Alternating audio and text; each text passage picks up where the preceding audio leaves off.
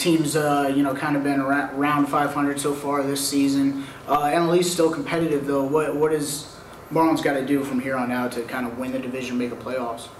Well, it's luckily for us, we haven't played our best baseball yet, but we're still very close to the top in the National League East, which I think is a surprise to a lot of people.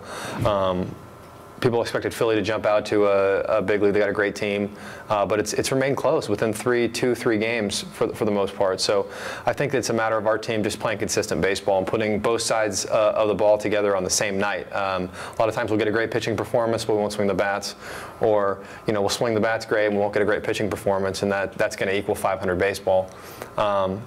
I think when you see a team go out and score a lot of runs and shut the other team down, that's what we're looking to do, and we've shown flashes of it this season. It's just a matter of putting it together every day.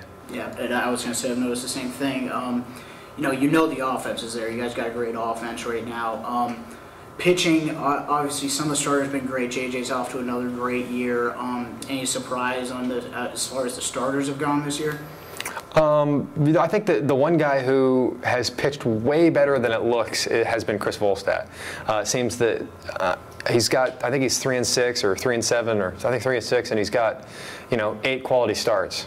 And so if you look just at his record, you look just at his ERA, you don't realize how well he's been throwing the ball. I think he's had a tough luck first part of the season. There's been no surprises, in my opinion. Anibal Sanchez has looked fantastic. Nate Robertson was a late acquisition in spring training, is a veteran presence in the clubhouse, and he really knows how to pitch.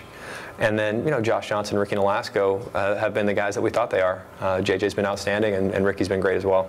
Leo been any surprise to you? Because he's always been lights out. No, not at all for me. Knowing the kind of stuff that he has, it's just a matter of time. We really needed to get him mentally under control. He's very excitable. He wants to win every game. He doesn't like the other team. And so once he kind of took a step back and calmed down and relaxed a little bit, I think he settled into that closer's role a little bit better. And because of it, he's been outstanding this year. And there was, some talk about the Marlins possibly going after Dontrelle Willis again. Just got traded to Arizona. Was there any talk about that in the clubhouse, about him possibly making a return? I think a couple of the guys said some stuff, but Dontrelle struggled the past few years.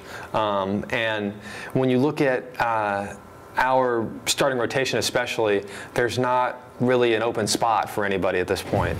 All the guys have pitched pretty well, and I think that with the resurgence of Anibal Sanchez, who was the one, I think, question mark coming into the season, how is he going to look, and he's just been lights out.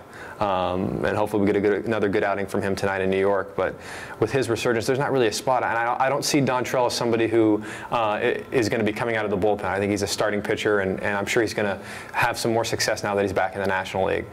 And we talked about Stanton before. You got to play a little bit with him in spring training and stuff. Actually, I don't know. Did you? Yeah. Tell me, what kind of athlete is he that's possibly going to be joining your team here soon? He's really special. And I think that more so, obviously you can look at the guy and you can see what he brings to the table physically, but when you get to know him and his personality and see how hard he works, it's really refreshing to see a young player not take his ability for granted. I think sometimes we see that in professional sports, and he hasn't done that yet. And hopefully he keeps that same attitude, because if he does, he's going to be a successful Major League Baseball player for a long time. He has all the physical ability, and he's developing the right work ethic. I think that his time with Double-A hitting coach Corey Hart has really helped. They've developed some drills for him, and he's been hitting it for a higher batting average this year. He's hitting really well in big situations from the stuff that I've seen, and shoot, the guy's got 20 home runs. He's an impressive physical specimen. So if he keeps all that stuff together and keeps a low profile and a clear head, then he could really help our team. A few weeks ago, obviously, we had this big Hanley hustling situation out for that ball out in left field. How did the team handle that and kind of respond to that? What's the attitude in the clubhouse right now with Hanley, or is that all gone, all over? I think it's pretty much all gone. He apologized to some of the guys when they were on the road in St. Louis, I believe. And one thing people fail to realize when they talk about Hanley Ramirez, they've seen him in the big leagues for so long, they think that he's a veteran. They think that he's, this 32-year-old guy. Guys, he's young. And his whole life he's been able to, kind of play things by his rules, because he's been such a great physical talent.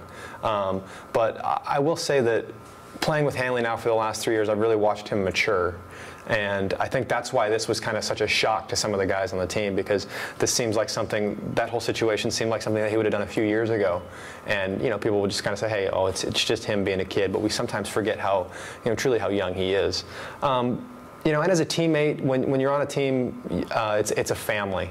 And sometimes, you know, your family makes you mad, and it makes guys on the team mad, but he came in and apologized like a man. And I think that our team will be better for it. He'll be a better player, you know, for what he went through.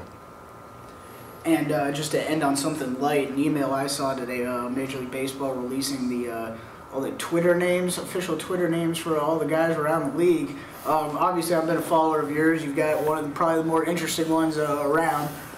Man, bear, pig, right? Or wolf? Wolf. Man, bear, wolf? Wolf. Okay. So tell me how that originated a little bit. I can't tell anybody that. That's a secret. That's a secret. That's a secret, man. That's something you got to figure out on your own. How it was composed. Actually, I'll tell you, I got on Twitter because we went to Chris Coughlin and I went to Kuwait and Iraq, and the Marlins wanted us to go on Twitter to be able to send stuff home and keep stuff updated. It's ended up being pretty funny, I think. You know, I found all these different people I follow and get different stuff. But yeah, as far as the origin of the name, that's for all the people out there that are interested in it to do their research and try to figure it out themselves. Well, you saw me mistake. I said man, bear, pig. And I'm a South Park watcher. Has there been a lot of questions that it's something stemming from that? Yeah, there's been some questions. I mean, I will say that the progression of the name definitely was inspired by the Al Gore South Park episode. That was the inspiration behind it, but wolves are cooler than pigs.